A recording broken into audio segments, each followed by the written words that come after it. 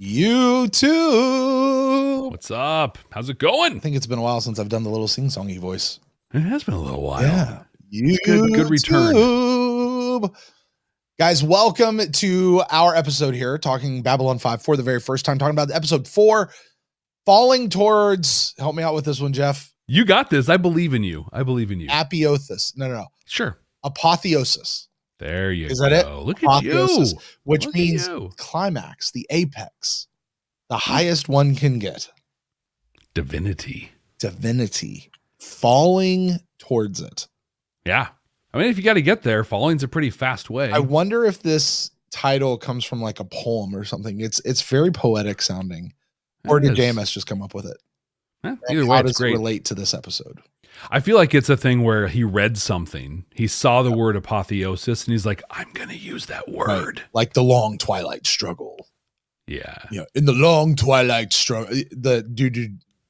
Drawl. Dude, I cannot speak. The new dude who plays Drawl. That's what I'm trying to say. The new dude has been Drawl like 6 times. Yeah. But he is the long twilight struggle. The man who doesn't realize he's not on a Shakespearean stage at the moment. Yeah, you're actually on. There's a camera. There's a mic right there. It's right up there. It's cool. Small it down just a little bit, pal. Just a little bit. Anyway, we're here to record our episode on falling towards apotheosis, and you guys are here to watch the behind the scenes of how we record an episode. Jeff, you know one of the things I love the most about watching our analytics? What's that? Along with like who's watching. There's a little thing that tells you average duration of how long people are watching your show. And something you and I have noticed is for a while now, though, that number is a pretty good chunk of our show. Like very high. Yeah. Even YouTube comments on it. Like in the analytics, it's like, this is higher than most shows. Yeah. And it's, you guys are, that means you're sticking around. Club 65 is growing. If you guys don't know what Club 65 is, sorry, you're just gonna have to try to figure it out. We're not allowed to tell you. All the clues are there. Know. Yep, they're all there. Yep, exactly. So anyway, you guys are gonna watch us. We're gonna do behind the scenes as we record this because we're recording an audio podcast. You guys are gonna catch all the rabbit trails, the flubs, the outtakes, the long pauses, and the video mess ups. As we record the show, right? My camera was a little glitchy earlier tonight, so it was. I believe in you, though. I think we can make it work. You just fuzzed on me. Are you kidding me? Yeah, you said I believe we can make it. That was just me sending my Vorlon defensive powers out towards your camera. Well, I'm going to take the little piece of Vorlon that's in me and send it back out to you. Why don't we jump into this, Jeff? Yeah, let's see how all that worked. You ready? Falling towards apotheosis. Let's go. You are valued and you are needed. You will be emperor. I think you're about to go where everyone has gone before. The year is 2023. The name of the podcast, Babylon 5, for the first time. Welcome to Babylon 5 for the first time, not a Star Trek podcast. My name is Jeff Akin, and I am the one who was. And I'm Brent Allen, and I am the one who will be. And we are watching Babylon 5 for the first time for you, the one who is. Jeff and I are 2 veteran Star Trek podcasters searching for what we call Star Trek-like messages that are being done in a uniquely Babylon 5 way. And while this is not a podcast about Star Trek, those references are very likely to make their way into our conversation. So to keep us honest, we play the rule of 3.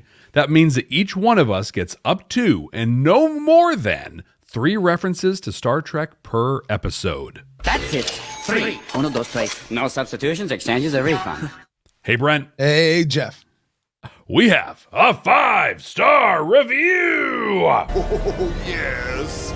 This one's from Apple Podcasts, and it's from Roasted Salamander.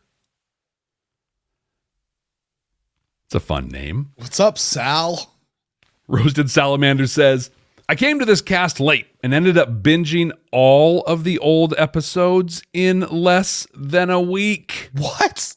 Yeah. That's a lot of freaking episodes in a week. Holy cow. I hope they're doing okay. Like, do a welfare check. Jeff, is this one of our like banked reviews from like we are a couple of, I think we're a few months out, to be fair, but we're still like that's a lot of Babylon 5. Yeah. What's up, Roasted Salamander? Thanks for hanging out with us. It's cool. It's a good thing too to call. We want to be transparent. We don't want to spend 40 minutes reading reviews, and so we do 2 in each one of these. And you all are so amazing, and you leave us these reviews, and we love them and appreciate them, and we want to honor you. And so, trying to balance those things, we're a little behind. But you know what? We got a lot of road in front of us.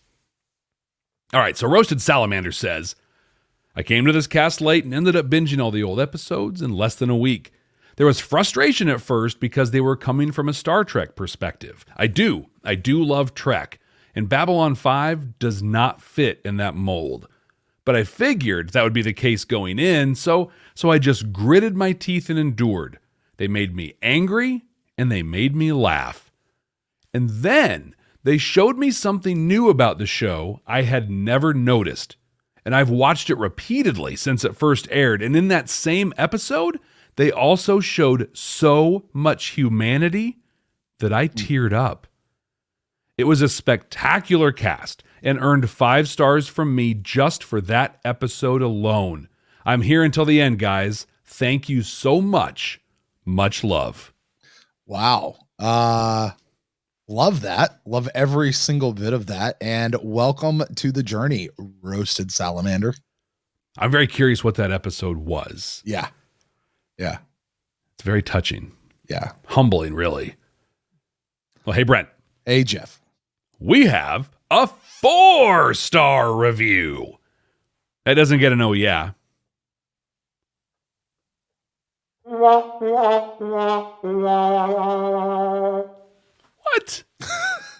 That was Brent who pushed that button, by the way, not Jeff. No, a 4-star review. Okay, Jeff, we read them all. Let's go 4-star review. Well, this one's from Spotify. Now, Spotify only the doesn't... 5s get the oh yeahs. So Right, exactly. Yeah. So okay. Yeah. This one's from Spotify. Spotify doesn't let you leave a comment, but this person, Jesse, was kind enough to email us their comments. Okay. I was super excited to have found your podcast on B5, and I became giddy with every new episode you put out. Your correct guesses get me excited, and the incorrect guesses make me laugh. I'm a longtime watcher of Babylon 5 and started watching the series when I was about 8, which was early season 3.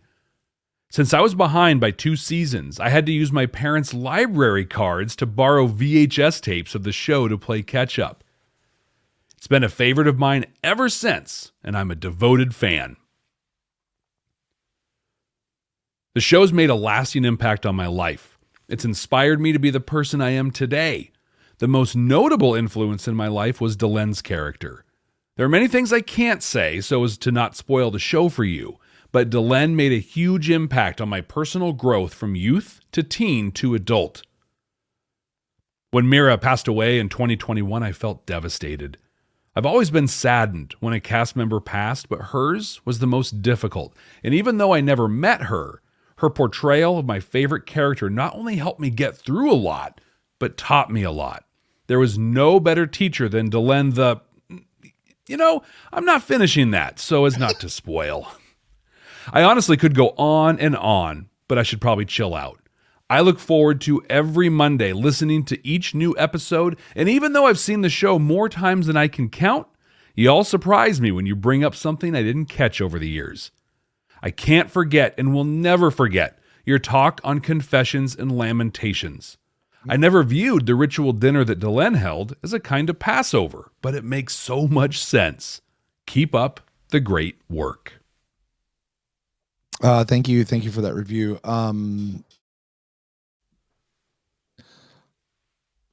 That's really cool. I love that you're going back and doing that, Jeff. I have to ask though. 01 who was 01 of the memory. What was Confessions and Lamentations? Oh, I'll never forget that one either. We tried to forget it and block it out. That was the plague, the Markab, the Markab plague. Oh. Yeah. Yeah. It's like Schindler's List of season 2. Yeah. Good episode. I feel like I might have just activated Brent. You gotta watch it, but only once. One time. Yeah. One time is enough. Good episode though. Good episode. Fantastic. Yeah. Fantastic. It's like, wasn't that the one I said Franklin was right? It's the first time I gave Franklin props, right? Yeah. Yeah.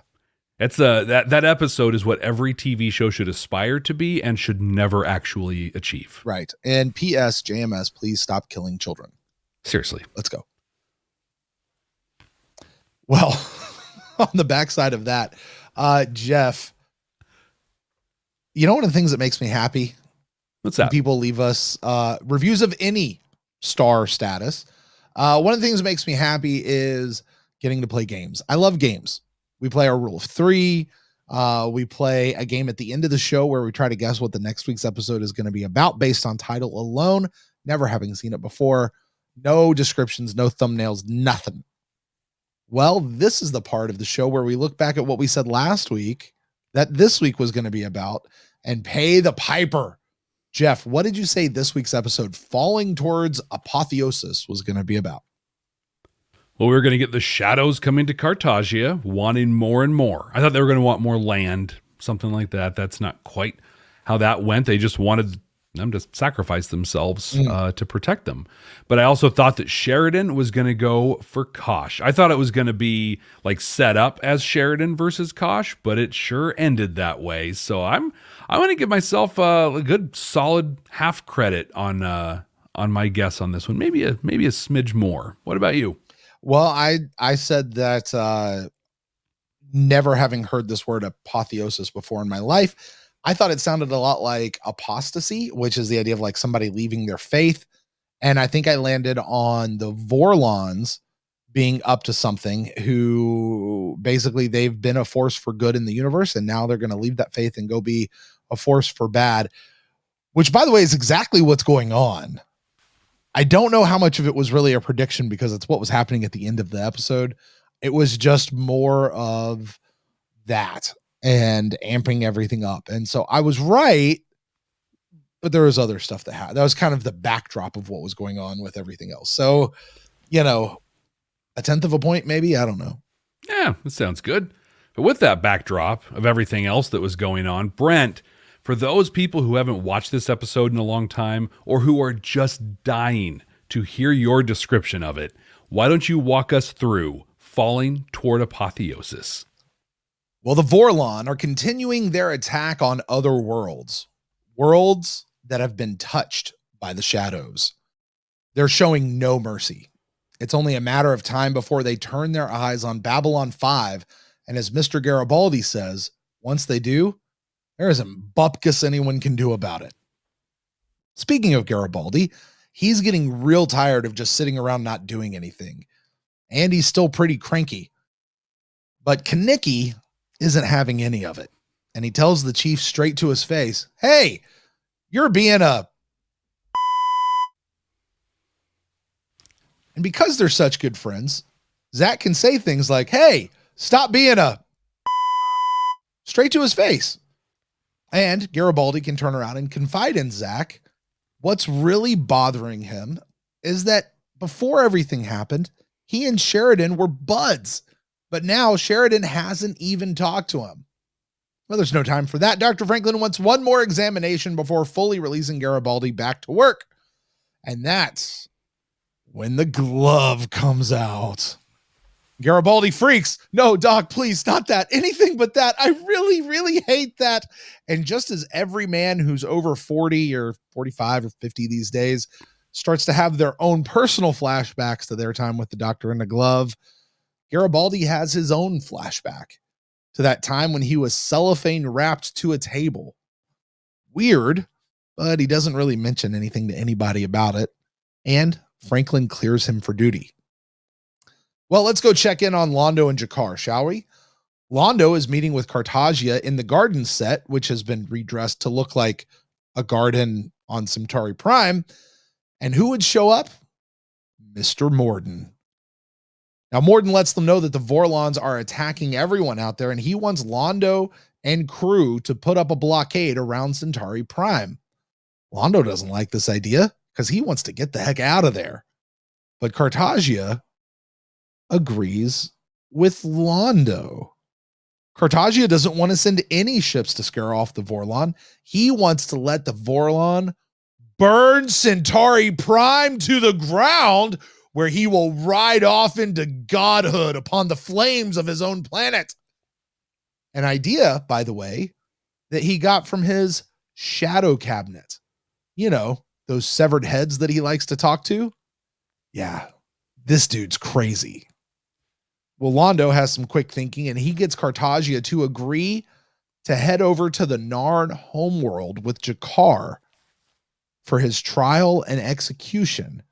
That way, there will be a number of people who can see and remember Cartagia before he heads off to his godhood. But just before they go, Cartagia says he doesn't like the way Jakar is looking at him, and he orders one of his eyes plucked out. Which one, you ask? It doesn't really matter. Eeny, meeny, miny, mo, that left eye has got to go. Well, back on the station, the crew are trying to figure out the overcrowding problem that is now happening, because you see a lot of refugees are arriving every day from these worlds that the Vorlons are obliterating. Well, they're going to stash some of those folks down on Epsilon 3 for the time being, but there's a bigger problem. And that bigger problem's name? Kosh 2, Electric Boogaloo. You see, they can't plan a move or do anything with him around, so he's got to go. And that's when Sheridan reveals to Garibaldi that's why he's been kept out of the War Council meetings, so that Kosh 2 couldn't read Garibaldi's mind when he gets sent to ask him to leave. And by ask, we mean demand. And by demand, we mean escort to his ship with guns drawn. But oddly, that doesn't really seem to make Garibaldi feel any better. Well, things don't go so well for Garibaldi and the crew as they hightail it out of there, with Kosh 2 going all Darth Sidious and sending electricity on them. And the next thing you know, Lita is jumping in the room saying, "Gosh, we got to go. There's a plan to attack you, so let's get you out of here." And on the way to the ship, Kosh 2 senses something is off with Lita. And he's right, but it's too late. Kosh 2 has walked right into their trap. A big old Tesla coil Faraday cage thing. And Kosh 2 is electrified. Holding his own for a bit, eventually his encounter suit gives way and explodes. And the real Kosh 2, like the actual Kosh 2, emerges. Not all angelic-like, like more globby. But he locks Sheridan into sort of a tractor beam type thing. And that's when Lorien yells, "Now!" And out of Sheridan's body comes another yellow globby thing that nobody else recognizes. For a moment, it kind of looks like Jarvis fighting Ultron, but this is what it is. Kosh 1 has come to fight Kosh 2.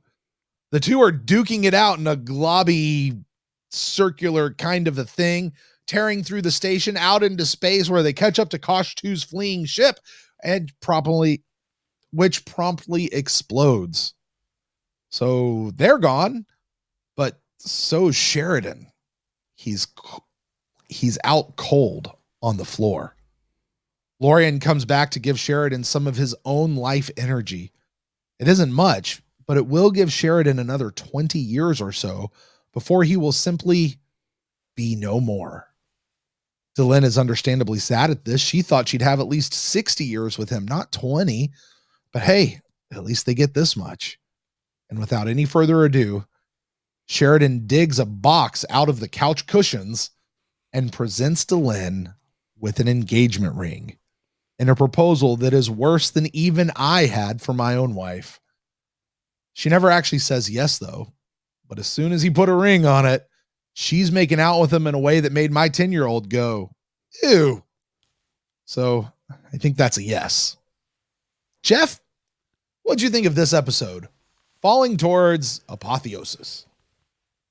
Oh, Brent, this was a good hour of TV. I want to start off by saying that I enjoyed this episode. was great. It was good. It had some big peaks in it, and then a lot that I just kind of wasn't all that blown away by. Like the Kosh fight, that was great. I really liked the Kosh fight. I especially liked the music in the Kosh fight. We don't talk about the soundtrack enough. Actually, I don't know that we really ever have, but like, especially on the second watch through of this, the soundtrack, the music really made that fight matter, made it big. Jakar's eye, holy crud, like it's happening, wow, that thing that we knew that was going to happen, we saw it, we saw it start to happen. I've been dying to know more about what happened to Garibaldi. I still want to know, but he is slipping into annoying really fast. Yeah. Like in this one, I was just like, oh my God, I get it. You feel slighted, you're mad, whatever. But I feel like this one just kind of moved things forward, Yep. My little funny, Cartagia is falling. Sheridan is being hurled, but they're both on their way to Apotheosis on this big Messiah complex for Sheridan in this one. I loved Zack. I loved Zack in this episode. He's stepping up. He's handling Garibaldi. He's being a really, really good friend. But I'm done. I am done with this sappy version of Delenn. Like I miss hardcore, get stuff done, satire Delenn, and I am not a fan of this one. And I know that's not a popular statement. It's just a me thing. I'm ready for her to get back to being tough again, I guess. What about you? What were your first thoughts on this one? I kind of feel about this one like I did last week. I feel like not a lot happened in this episode, but at the same time, a lot happened in this episode.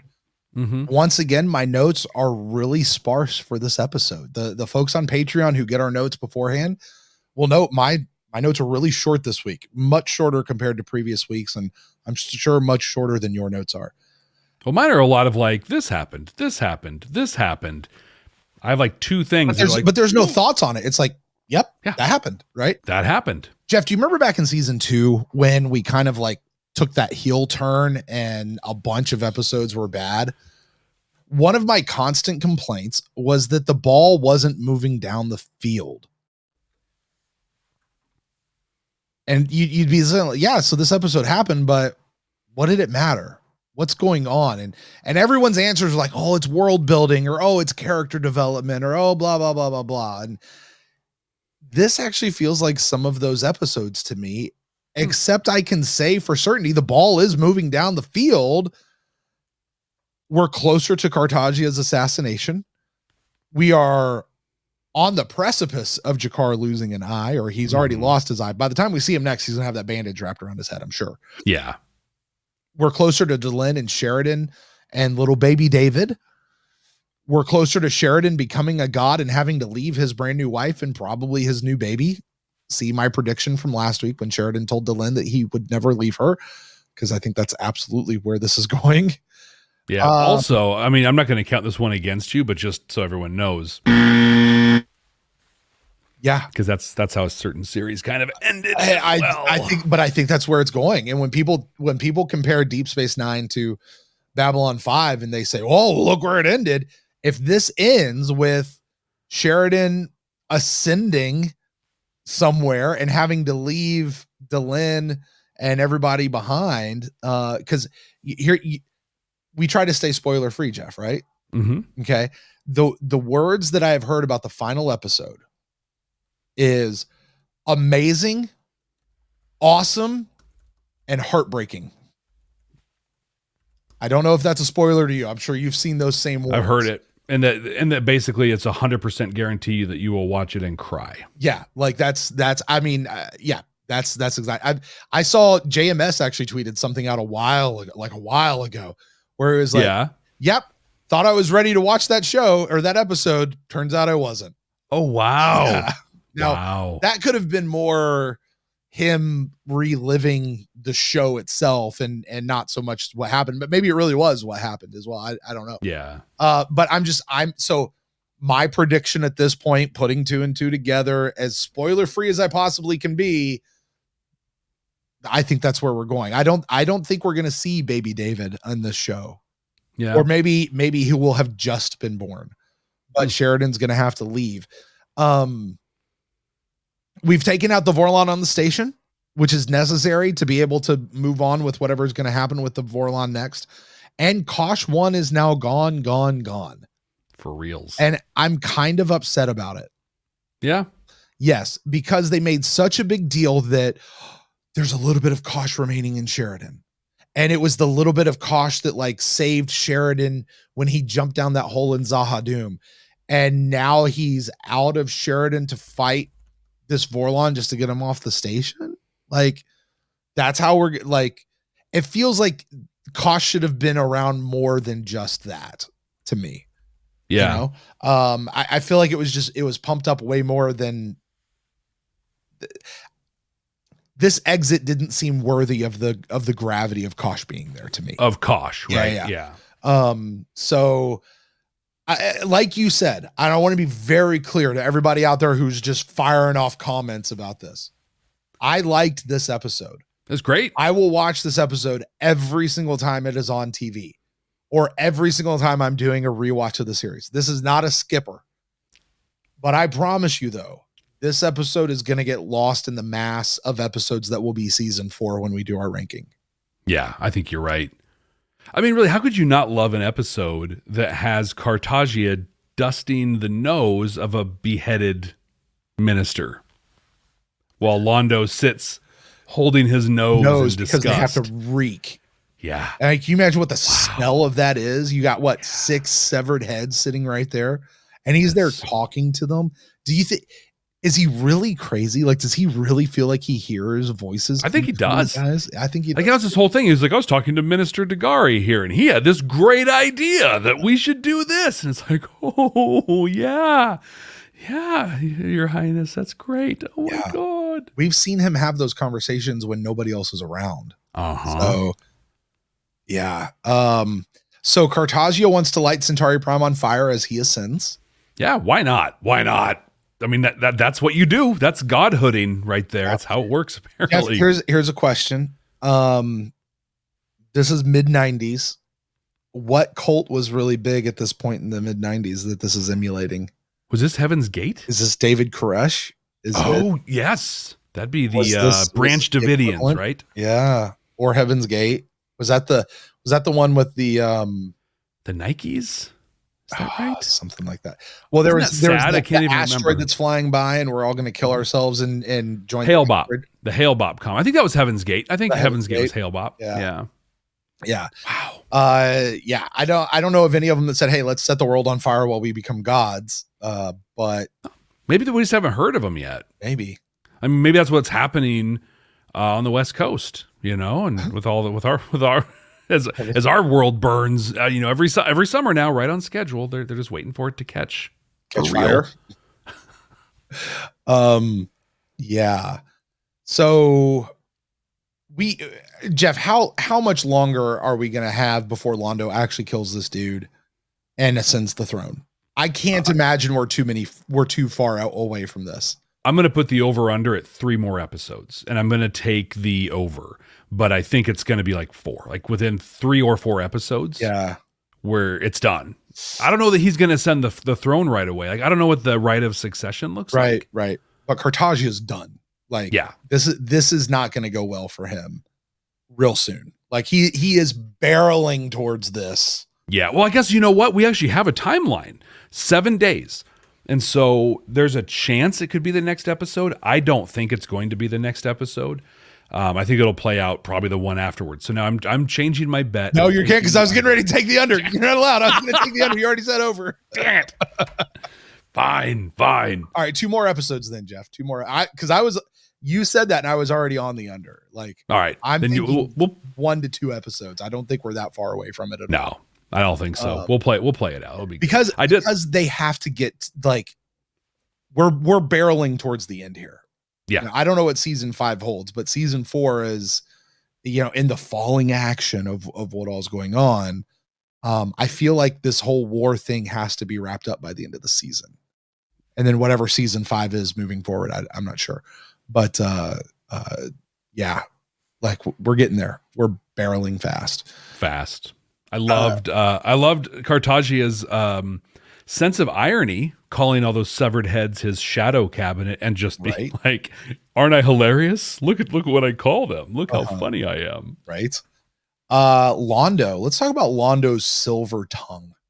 Feeding everything to Cartagia. What? Me stay behind to remember you? Pfft, no, I'm gonna burn in hell to send you on your way. It's not me, it's everybody else. But think about it. We have to remember you, Emperor. Remember you, Majesty. And he's feeding it to him. He's so good. Yeah. Talking, he wasn't even talking to Cartagia. He was talking directly to his ego, right? Just bypassing everything else. Just like, and it was, that whole scene was so good too. Cause at first Cartagia is just like, you'll leave? And so you can spread the word of me? And Londo, oh no, of course not. Of course not. I would never. Right. Right. So good. So good. Right. I just love the way he laid everything out. The plan is so brilliant because one, he's going to set it up so that when the Vorlons show up, he's probably not on Centauri Prime. So nice self-preservation there. Which, by the way, we saw Centauri Prime burning in the future with War Without End. And that's 20 years in the future or something like that, right? 17, I think it was, years in the future. Yeah. So whatever happens, like it's gonna be rough. But it puts Cartagia and Londo on Narn. What we know why that's significant is we know Londo has allies on Narn. See, and when the rock cried out, he was able. Cartagia's gonna get reefed, man. Exactly. He's changing the rules, right? Ooh. It's like he's literally, this is his Kobayashi Maru. And he's kirking it by going in and changing the parameters of the game. He's like, if I try and kill Cartagia here, me and Jakar will be dead in 2.2 seconds. Gone. Yeah. We go to my home court. We go to Jakar's home court. Not only are we going to get away scot-free, we're going to get held up and celebrated. Say Londo's home court's Babylon 5. True. But, you're going to know. Well, maybe. I don't know. That dude's burned a lot of bridges. Yeah. But he still has his good, dear friend, Mr. Garibaldi. Maybe. He had more of a friend than Sheridan in this one. Yeah, he did. I love that when he called Sheridan. He's probably calling Collect. You know what's funny is, okay, I know all of our listeners out there totally understand what the idea of Collect is. Our kids would have what's Collect, Dad? I don't know what that means. We used to have to pay for phone calls. Right. What? It's like, here's a clue, son. We still pay for phone calls. We just put the phone in your pocket so you can call anytime you want. Do you remember the commercial where they're like, we have a collect call from We Oughta Baby It's a Boy. Do you accept the charges? I did that when I was in high school. I'd call my dad, collect, and I'd be like, the game's done. I need a ride for my name. Hey, do you accept the call from the game's done? I need a ride. Yep. Yeah. So speaking of Garibaldi, well, I guess before that, Jakar's getting his eye plucked out.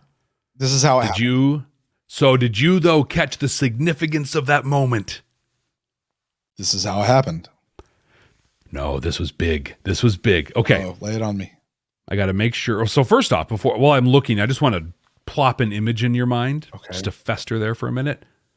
Imagine the guard who has to pluck the eyeball out. Oh, okay. I know where you're going with this. Go ahead, Jeff. Do it. Yeah. Well, I was just going to start there. Just imagine that. But then let's think about this lady who plopped. I say plopped and plucked. Let's think about this lady who stopped by Babylon 5 some time ago, told Londo 3 really important things. One of them was that he must not kill the one who is already dead, right? Who we're guessing is Sheridan in the future, at the War Without End time frame. The second, dead now. because Sheridan is already dead. The last one she said was he'll have to surrender himself to his greatest fear. But the first thing she said was, you must save the eye that does not see. He had a chance to come up with a punishment for Jakar. He said, I trust you, Emperor. I trust you. You do your thing. He's yanking the eye. Londo has strike one. Oh. And he doesn't even know it.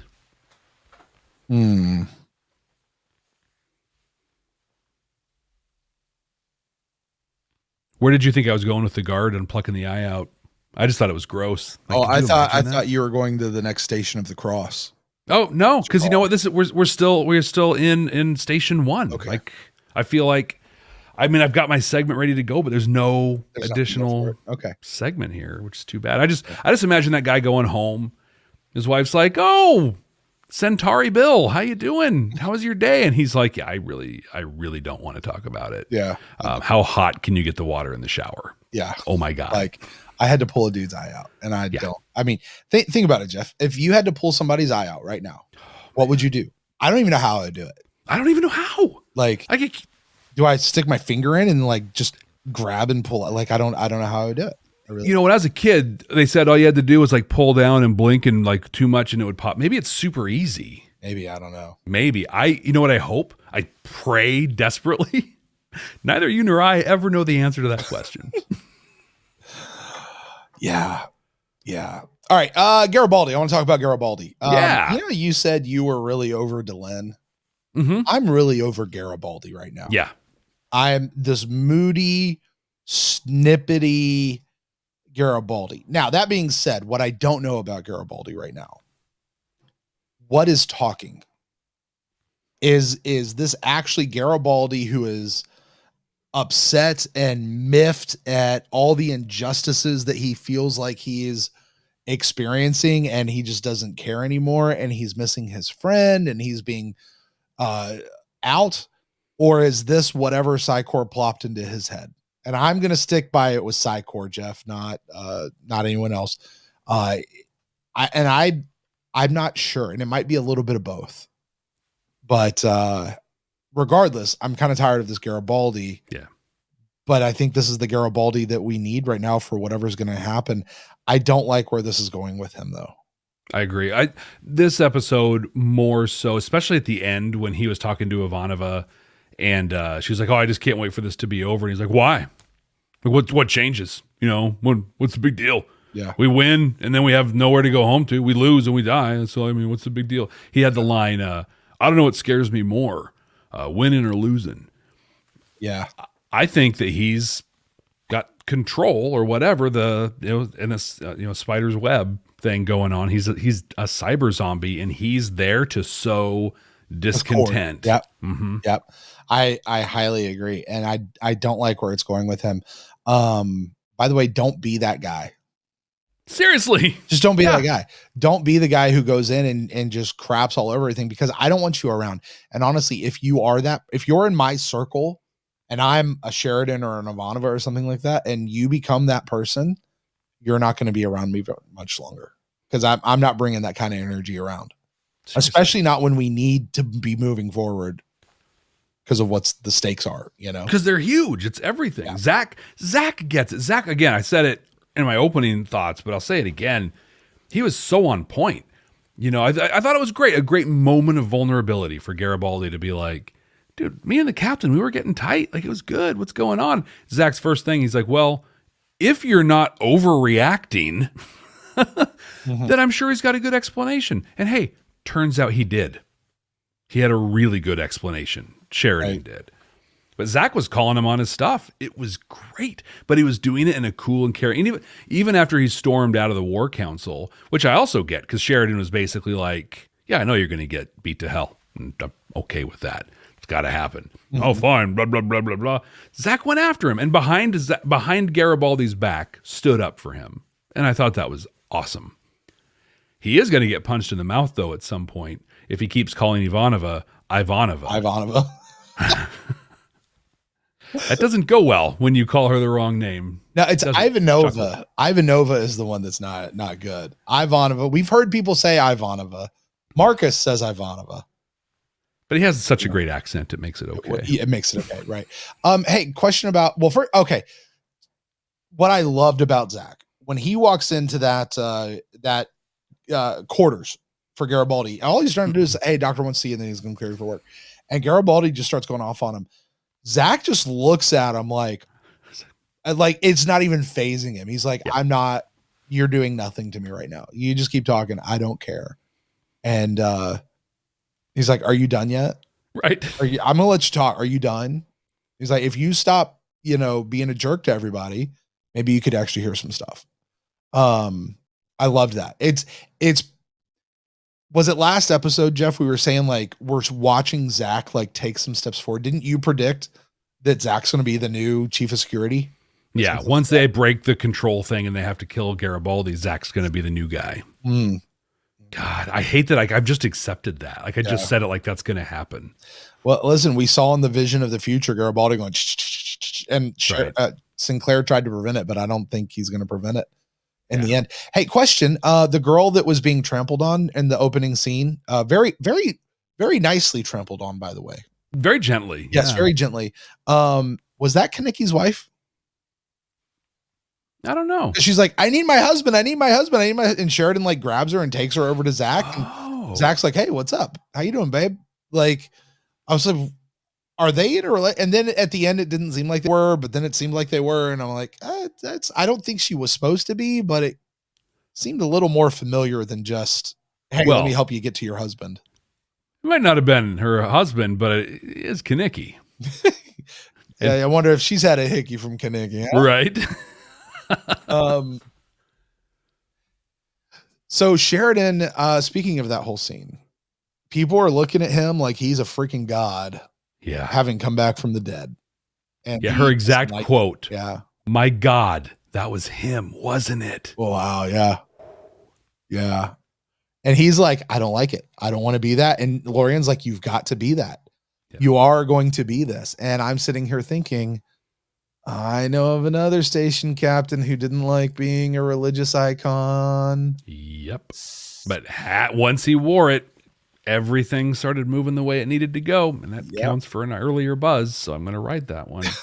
I was wondering if you're going to let that attach. Yeah. So, but I have a theory and this builds off your theory that he's going to, leave his pregnant wife and go off to become a god somewhere. He'll be a second one. Huh? He'll be a second one. I think he'll be a new first one. Or a third one. Yeah. Because I think Lorien, we got hints that he's using his life, he's shortening his life to extend Sheridan's life. Mm-hmm. I think that Lorien is grooming him not just to lead this war, but to replace him.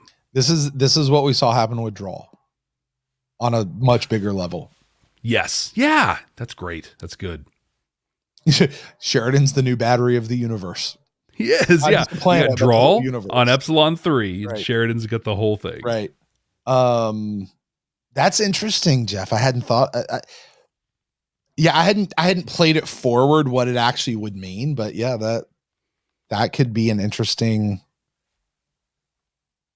I don't think that Sheridan is, when he leaves at the end, I don't think he's dying. Right? Because what did he say? He said I gave him 20 years and then he will be no more. He will stop. He'll just stop. He'll just cease. He will be no more. Do you know who else is referred to like that? From the Bible, we know JMS likes to pull his references in. From the Old Testament, Enoch. Wow. Enoch was a guy who the way it's phrased is he walked faithfully with God and then he was no more. Mm-hmm. And the implication being that he never died, he was just taken. Whatever that actually means, he never died, he was just taken. And that is the vibe that I got when Lorien was very specific with his words. Mm-hmm. So yeah, I didn't quite go to the next side of what he's going to be taken to or where he'll be. Because it's apparent he's grooming him for something, right? Yeah. Yeah. Like Jinxo was groomed to replace the Seeker guy, David Warner. Oh, is David Warner still the singular best guest star that Babylon 5 has had so far? Yeah, I think so. And this is why he won't be beat because he elevated a rubber adult toy. He legitimized it on screen. He acted against a dildo. He did. It did better than most any actor on this show has done against a human. Like, I don't know if you need to bleep that or not, Jeff. This is a family-friendly show. Sorry to everybody out there. It's just this is what you make a pickle cake out of. That's all. What's that? Anyway, so yeah, and Lorien is giving his life to Sheridan, just like that machine from Quality of Mercy. Yes, I had that same. We're pulling thought. all of these pieces, like we saw this little thing and this little thing and this little thing and this little thing, that kind of preps you for what's getting ready to happen with this. Right, it's weird. It's almost like that's what people have been telling us all along. Oh yeah, foreshadowing, right? Yeah. We had the scene with Delenn and Sheridan, right, where they kind of had their apology thing. And the thing I loved about this scene was a big theme that we picked up heavy in the third season, but throughout Babylon 5 is the theme of forgiveness. And when she's like, the worst thing I could imagine is you coming back and not being able to forgive me. And you could just watch his body collapse. He's just like, oh my God, I can't believe you'd even think that, And he's like, of course I forgive you. Of course I do. I thought that was pretty cool. I am not qualified to dive into the next thought that I have, but an interpersonal conflict. The best thing you can ever do, and we've talked about this on the show before quite a bit, but the best thing you can do is talk to the other person. Talk to them. Right. What we all know from our life experiences is that when a thing happens and it causes a rift and you start having that talk in your own head without the other person, it never goes well, right? And you spin yourself out of control. That's what Delenn has been doing from the time that Sheridan left for Zahadum. From that moment forward, she's been having this conversation in her own head. And not being open to considering anything else. And the minute he walked in, he's just like, dude, we are so cool. Like, the only reason I'm here now is because we are so cool. She's like, oh, and they hug. And all I could think was, I wanted Delenn to be better than working herself up in a vacuum. And now that they've got it out in the open and they've hugged, get over it. Move on. Stop with it. I think that is just your cold man heart. It might be. This might resonate with people. I am an Enneagram number 3. My wife is very into Enneagrams. And there's a phrase in a book on them that just says, emotions are not productive. And that is a phrase that has come out of my mouth before. So you might be dead on.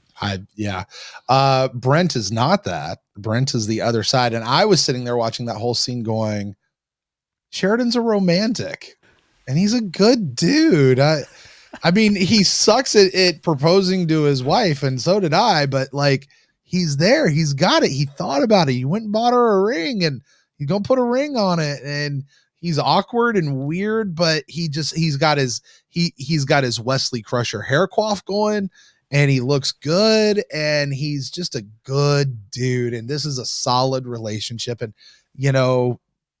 that she's just been informed that her dude is going to die on her in 20 years. Like, she knows. Which, seriously, 20 years and she's freaking out? 20 years is a long time. And anything they're going to between now and 20 years, to be honest with you. They're going to war, right? Yeah. Against an existential threat. Right. It could last 2 weeks, and she's like, I can't believe it's only 20 years. That's literally what he just said. That's literally what Sheridan said in the episode. Yeah. He's like, I'll be 60. I've had a good run. I thought in that moment, I was like, I'm older than Captain Sheridan. I don't know how I feel about that. Yeah. How bad was your proposal to your wife? Oh, it was bad. Really? It was really bad. It was really bad. Do we have extra time? We've got a little bit of time. We have like 2 more notes to talk about, and then we're diving in probably. So I think, you know what? I'm going to save it. Okay. Remind me. I'll tell you the story one day about me proposing. It was bad. It was so bad. It's a miracle that I actually got married because of that thing. Like, it'll be fun because mine was epic. Was it? It was epic. Yeah. In my head, it was going to be epic, but then it just, no. All right. Story for another day. All right. So they got the big plan to go get new Kosh.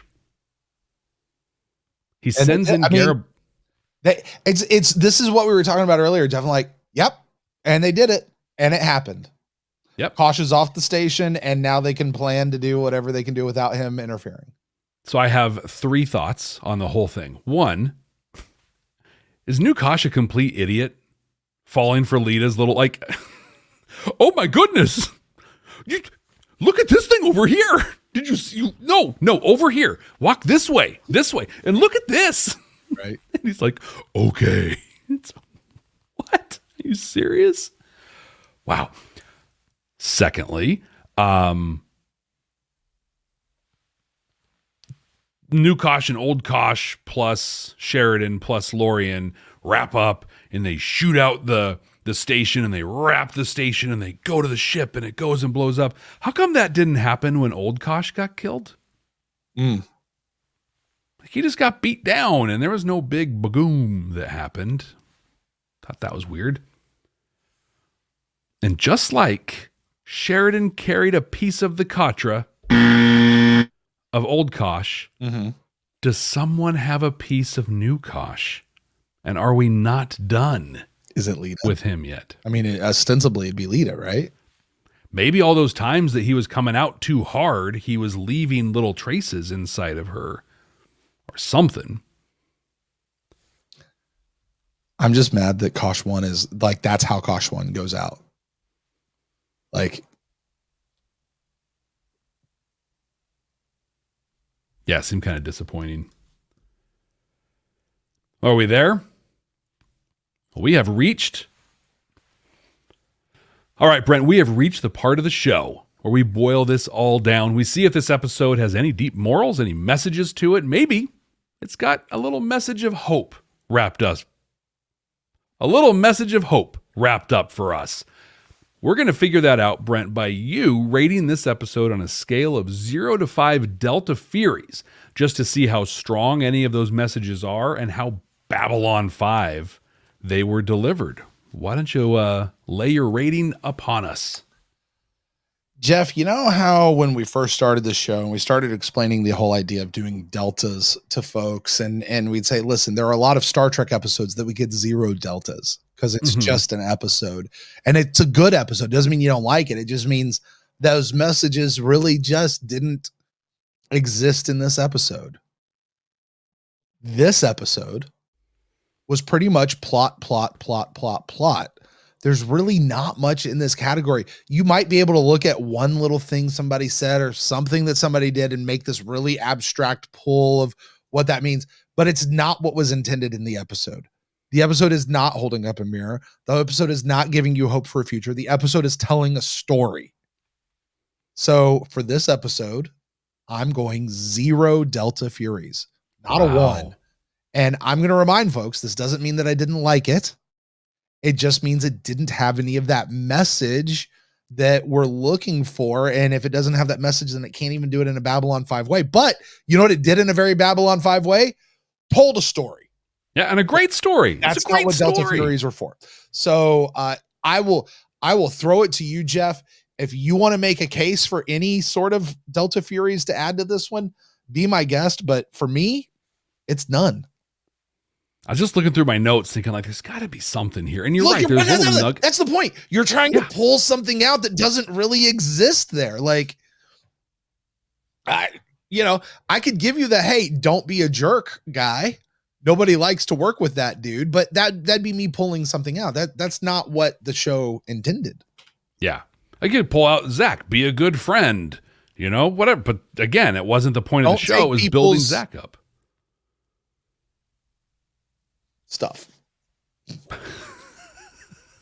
was trying to get you to push the button to beep, Jeff.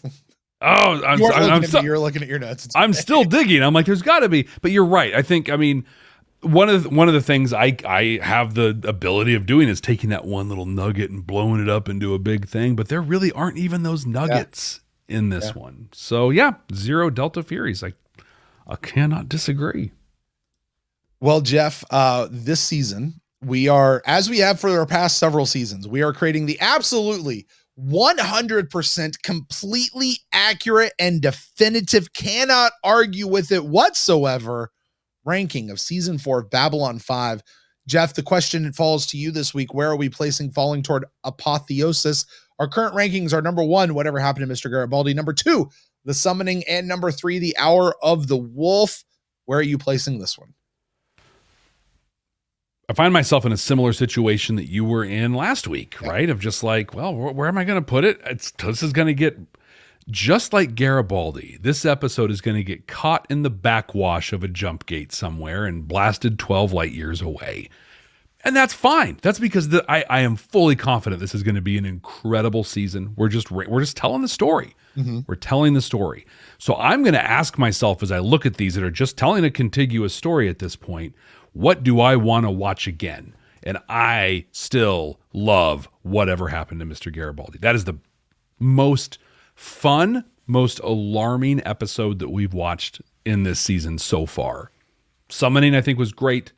Hour of the Wolf, it was my favorite season opener to date. Still, I agree. I would agree. And it says a lot that my favorite season opener is sitting in number 3 of 3 right now. That's speaking to the caliber of this season. But I would rather watch that episode again than this one. And I'm not bagging on this episode. Right. I just feel like this literally moved things along that we picked up in everything else. I'm going to make this our new number 4. Fair enough.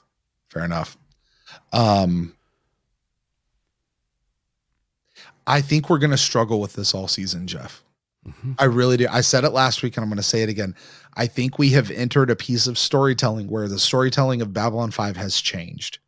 And we're in hyper serialized television right now. That is week to week to week to week. And it's all going to form one story, and stopping to analyze it midpoint at each episode spot. Prior to this, everything was a self-contained episode. Mm-hmm. Yes, it fit into a larger story, but it was a self-contained episode. And for the most part, with the exception, a few exceptions, you could kind of shake some of the episodes up and watch them in many different orders, Mm-hmm. Although again, there's a few you got to watch in a certain way, but outside of that, most of them you could shake up. I don't know that that's going to be the case here. We got a taste of it last season, what I'll call the Severed Dreams trilogy. Oh, right? Yeah. Like you got but those were self-contained episodes, right, on their own, beginning to end, that also had an arc throughout them. Yep. These are self-contained episodes, beginning, middle, and an end. Mm-hmm. But that arc that connects them is so much stronger that I don't have that satisfaction at the end of having watched an episode. Jeff, I wonder, we were predicting earlier when Cartagia is going to get it, right? Mm-hmm. And then there's this whole thing with Lorien and Sheridan and the Forlon and the Shadows. I almost wonder if, do you remember earlier this year when the new season of Star Trek Picard came out? Oh yeah. All right. Yeah. And you and I were doing the things. And at one point you get to like episode 4, and they like you and I had said, that was the close of like the first act of the season. Like they actually had multi-episode acts that made sense. Exactly. I wonder if that would make sense to season 4. Like, so like, let's say these first 5 or 6 episodes are the death of Cartagia, and I don't know what's going on with Lorien, and then there's like a middle 6-7 episodes, and then there's a back 6-7 episodes of the season, and it ties those threads together. I wonder if it's going to happen like that. Yeah. That would make a lot of sense, right? And I think I want to say it here. I want to put it on the record, but acknowledge that, like you said, this is hyper serialized television right now. Yeah. It is important to state this is the first hyper serialized television. That's not like a mini series, or thing that's out there. This is weekly sci-fi episodic television that's hyper serialized for the first time. Yeah. And so, and listen, we thought Deep Space Nine was hyper serialized. We thought Deep Space Nine gave us serialized television and led to serialized television. Maybe the success of Deep Space Nine. Although, was Deep Space Nine really considered a success? I don't know. It was not. It's a streaming success, right? But it was not an airing at its success. time. I mean, it did make it all 7 seasons, but what are they going to do? So, yeah, I don't know. I mean, was Babylon 5? I don't think, given history, was considered a success at the time. I don't not at the time. As beautiful as a story as it's been so far, and I imagine it's even more beautiful as we continue. Mm-hmm. I don't think at its time it was considered a success. Yeah, I think it would. And I don't know this. I have no authority, but it's probably found a lot more success in a DVD and streaming world than it did on TV. Sure. I think we see that just like from people in Australia and the UK, where the networks there actually treated it like a real show, and they loved it. They're all about it. Whereas here in the States, it was kind of like, it'll be on TV, at some time, right? Like, there you go. Well, Brent, that's it. We're falling toward Apotheosis. Next week, we're watching The Long Night for the first time. We love to play our games here on Babylon 5 for the first time, and one of them is that I just told Brent the name of the next episode. We've seen this episode before. You're thinking The Long Dark. Oh. Okay. Yeah. This is The Long Night. Okay. And, yep. All you know at this point is everything you know up to this point in Babylon 5 and the name of the episode. We're going to guess what the next episode is going to be about based on that alone. So this is not The Long Dark, so don't worry about that. This is The Long Night. What do you think it's going to be about? I mean, Jeff, this is a title that is used in sci-fi or some variation of it. It's already been used in Babylon 5. But this is something that's used when war is upon you and you have to bunker in for a while. This is an episode that epic stuff I think is going to happen in. Like I think of Game of Thrones. This is like the penultimate episode, or maybe episode 4 of 6 or something like that, when the big battle was happening. It was the long night, big battle scenes, epic stuff happening, all out war, maybe between the Vorlons and Babylon 5. Mm-hmm. They just destroyed Kosh 2. They're coming for Babylon 5, and Babylon 5's got to make it through the night with the Vorlon. They're waiting for, Lord of the Rings references, right? They're waiting for Gandalf to come over the ridge at light on the first day or the third day or whatever it is, right? Like, and perhaps this is the episode where Londo and Vera enact their plan to assassinate Cartagia. What do you think, Jeff? I think we're going to get very little of the Londo, Veer, Cartagia, Jakar stuff. I think we're going to get them landing on, because it's a 3-day journey to Narn, they said. And so I think that we're going to get probably some of them on the journey and maybe them arriving there. And then we'll get the trial and the stuff in the future. For this one, though, I'm going to lean on the community a little bit. I don't remember what episode we had come out, and we were talking about how things all tie together. And someone said, yeah, just like that sequel to The Long Dark called The Long Night. Like they said, The Long Night was a sequel to The Long Dark. And at the time, I just thought they were joking. I was like, ha ha, and there's a sequel to The Long Dark. You're so funny. Well, here we are. There's a long night. So I'm going to say this is a sequel to The Long Dark. I think that was the episode that we put all the way down at the bottom, and like it stayed way down at the bottom, right? Yep. This was the one with Lieutenant Broccoli on it. Amos was his name, and did an admirable job of trying to address PTSD. Right. And this is also where Franklin got creepy with the chick who just came out of the thaw, right? Yep, there's that. And it she was also just lost her husband, and he's all like, let's go make out in my quarters. You look pretty sick. I mean, I have med lab, but I mean, I've also got this extra bed. So Right. let's do that.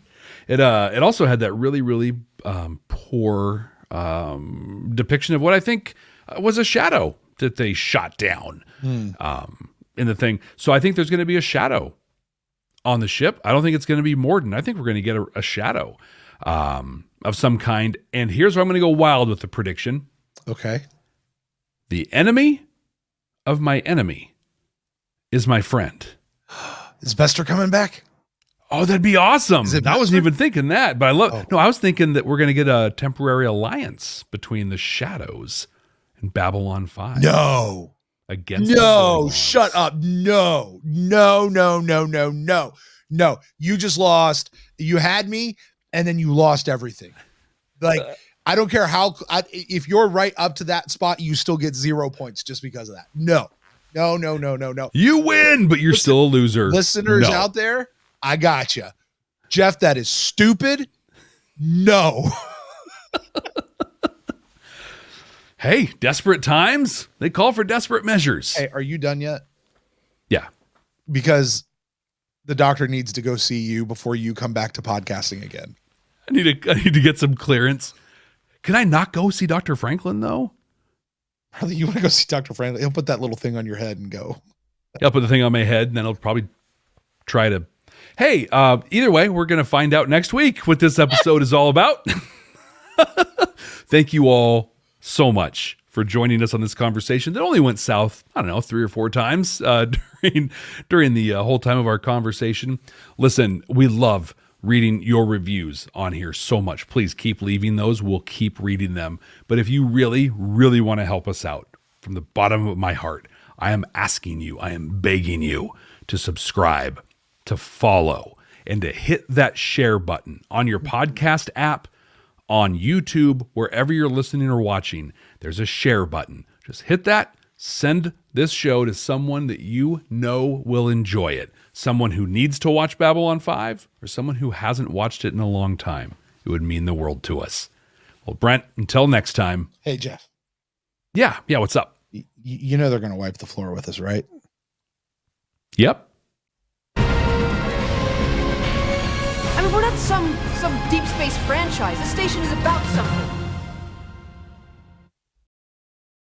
Jeff, this was a short episode for us. This was. We had a feeling it was going I'll be down. honest, the outro took, like, I looked up and we were like 55 minutes and like we're heading towards wrapping and I'm like, we could get under an hour, and then we started goofing off and now here we are at an hour and 7. How dare we have some fun at this? In our own I mean, show. I got to make some stupid predictions from time to time. Yeah, you're wrong. That was awful. Dude, that was if awful. I'm right, if I will hold the crown. I'm calling shenanigans on you if you're right. That is absurd. And then I'm going to go find JMS and slap him because there's no way that should be a part of. What was wrong with you, man? Like, I'm going to go back in time and slap him and make him change it so that doesn't actually happen. Even though that's not how time travel works, because you can't change the past. But it will work that way. In fact, if we come in here in the next 2-3 weeks and there is no alliance with the Shadows, then you know that Brent's mission was successful. Mm-hmm. Yep, exactly. It's I don't mean can't like you shouldn't or bad things happen. I mean, you can't change the past because Well, that was the point of Back to the Future. Time's a closed loop, right? Yeah. Yeah, it's the way it's happened is the way it always happened. So if you do change it, you have to put it back, or no, that's, you can't change it. Like what happened is what always happened. Mm-hmm. So yeah, Johnny be good, baby. Right. All the way back. His hand is disappearing in a really bad. It's probably the one bad effect of that whole movie, that whole series. To be honest with you, is him losing the hand. Like it looks so bad. But the rest, like I watched that movie with my kid the other day, and first time he was watching it, it was like, hey, we're gonna watch a really old movie, son, called Back to the Future, and he loved it. And I'm watching, going, every bit of this holds up today. Even the flying DeLorean, like everything. There's zero reason to remake this movie. Oh, agreed. None. Yeah. None. You're not going to do the effects don't need to be done any better than what they already are. The storytelling still holds up today. It's not a different type of storytelling. The soundtrack is great. The characters are perfect. Yeah. The hairstyles Marty's girlfriend feels a little weird, but outside of that, the hairstyles don't feel like super dated. The movie just doesn't. It says 1985, but it doesn't feel like it. Yeah. That's the thing. Like, I've always felt about that movie. It's weird. It's just how time works, right? Because like that came out in 85 and I was a kid, and they went back to 1955, and that was a different world, right? People looked different. They talked different. They did different things or whatever. If we were to go back in time today, that same amount of time would be in 1993, right? Right? Yeah. The world's really not that much different. I mean, it is, but not really. Right. Is it? Like, no, I don't. I mean, how would think about it, like, how does clothing change? How does hairstyles change between 93 and today? Well, 93 was like, the big baggy sweaters. People were wearing the clock necklaces and stuff. I mean, I guess look at episodes of Friends, but overall, I mean, it's t-shirts and shorts and jeans and collarless. Look at me. I'm wearing my late 90s Babylon 5. Yeah, collarless. I mean, hair is still hair. Like girls' hair was a little. It's quite a bit different. It was in that transition from big 80s hair to like what I'm just going to call normal hair. The flat, like parted down the middle kind of hair. Yeah. But we were on the verge. I keep Aniston, right. Yeah. Because they get that almost that bob thing going. Yeah. I always go back with the guys. Like we're 10 years off from frosted tips. Like that was the low point of men's hair when bleach became readily apparent and readily available for people. Yep.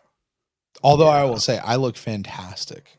Yeah. With highlights, not frosted tips, but with highlights. I did not. I still had them. I did not look fantastic. No, like I grow my hair out and put it in a cap or put the foil on. I can rock some mean highlights. Like they look good on me. Yeah. Yeah. I have highlights now. They just happen to be black. Natural. They're natural. Yeah. Yeah. Yes. Given to you by your daughter, I'm sure, as all of mine are. I think they say that genetically they come from our mom's dads. Yes. I think is how that goes. Yes. Except I will tell you, as of this age of Brent, my hair is not like my maternal grandfather's at all. Really? And I'm grateful for that. Because otherwise I have no hair back here. I have more. He had the ring, might have the ring around the head. I am racing. I am falling towards male pattern baldness.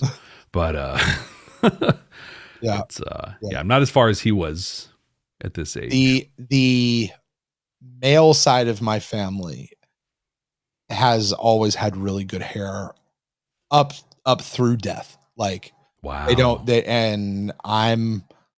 This hairline is what this hairline has always been for me. It's not receding. It's not pulling back. So I'm thankful. I say that with all gratitude in my voice, and at any moment it could start going, but so far it goes fast. I always really love these where I see myself where I'm just like, hey, my hair is directly under my head.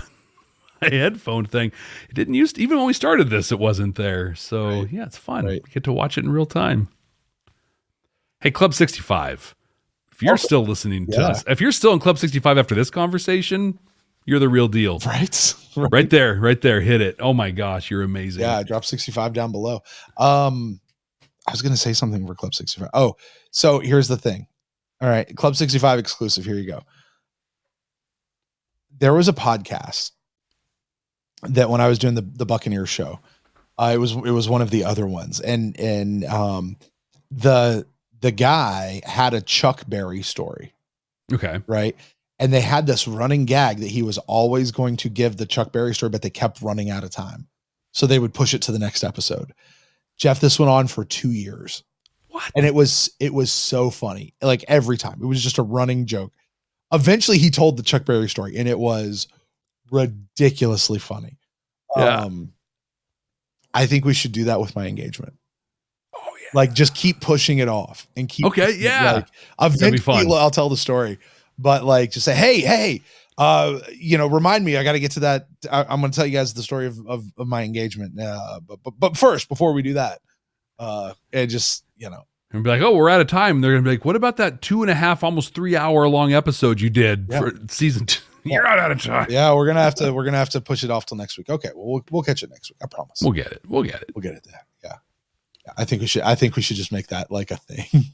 We could make that the $10,000 Patreon piece. Like, okay, it's on Patreon. If you want the actual story of Brent's engagement, it's $10,000. I will tell you the story for $10,000. I will fly to your house. I will bring you coffee and a croissant, and I will tell you the story. I will tell you the story. It is a little. It's a midland lengthy. It's got some. You got to understand a little bit of background to really catch the full impact of the story. So this is gonna be Brent. It was so bad. Sit back and tell you the tale. Right. To tell a story like this, you got to start the only place you can start, the beginning. Right. 1979. Up to something, whatever it is, they're really up to. What are you listening to? Myself. Wow. I have files on my computer. It's generally where they go. And I'm not sure what they are. So I'm going to delete them. Well, I know what they are now, and they were sample pieces. What is this one? Is this a silent one? It's gone, but possible. That's me watching Picard. And this is me watching Picard silently. Let's go with that. Because Brent had an issue with his recording device the other day where he's recorded a total of 4 Brent Watches videos. Not all for Babylon 5, for okay. Yeah. It's like what? Yeah. Yeah. I just found a bunch of them though. I had some from Picard. Had some from Prodigy and some of these other ones out there. So isn't that wild that you're a YouTube reactor? I don't understand it. Yeah. I don't get. I'll do it. People like it. People want to see it. People want to watch it. Well, you're great too. You do a really good job with them, you. But it's just it's just who would have ever thought, right? I mean, don't get me wrong. I have fun doing it. I have an absolute blast doing it. But I've got episodes of Troll Hunters I've done here. And anyway, I recorded 4 of these episodes and the audio side didn't record at all. What? Yeah. Yeah. So going to have to go back and redo them. That's great. Yeah. Technology is awesome. Only when it works though. But I did figure it out and get it. Like I had to record this episode, yeah. So anyway, all right, we should get out of here, Jeff. That is plenty. We have hit our requisite hour, 20 minutes. Right. We're good. We're contractually, we've checked the box. Yes, there we go. We are barreling towards taking down the reboot. So, hey, Club 65, you guys are awesome. Hey, get your merch. Bit.ly. Yeah, I'll put it over on his side this time. There you go. It is. Do it that. All right. Talk to you guys later. Bye.